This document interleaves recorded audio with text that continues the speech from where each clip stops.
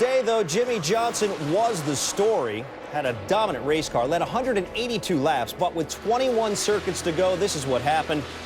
Got snookered on the restart, lost control in traffic, and, well, had to collect the 48 car. He would manage to rebound a little bit with a top 10 finish, finishing 9th, but afterwards still very upset about that restart. Yeah, I don't know with the traffic situation around me what exactly happened, but I just got turned around. Got turned around center 1 and 2, and thankfully didn't hit anything and was able to rally back to a decent finish. Is it frustrating when you ran so well for so long that you don't get out of here with a win? What do you think? Just a little bit.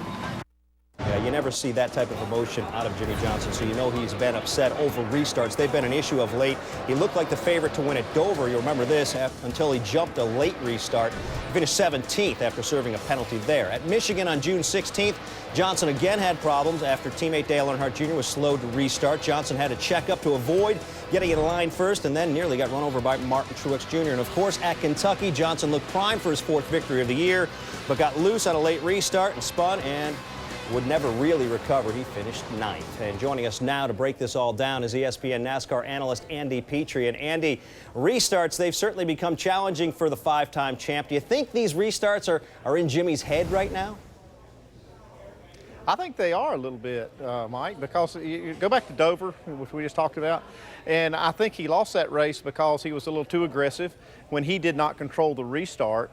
And so he's been a little more conservative, and that really did hurt him at Kentucky because it seemed like the guy that was on the inside front row was at a tremendous disadvantage at Kentucky. I don't know why exactly, but so that he was just a tad bit conservative, and then he gets really kind of ganged up on as they get into turn 1, and then he was trying to be aggressive to get the spot back. So I think he's just trying to figure out exactly where to be. It's a really fine line to be on that restart if you're not in control. All right, so moving forward, what do you think Jimmie and Chad Knaus need to work on?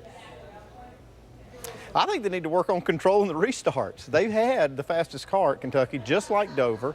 They had the lead. They gave the lead away on basically a strategy call, and that cost them the control of the restart. I think what they need to do is try to look at those late race scenarios and figure out a way to keep that lead if they have the strongest car like they've had, and so they don't put themselves in that position of having to figure out how to restart a race that someone else is controlling. All right, so the guy who walks away with the trophy, of course,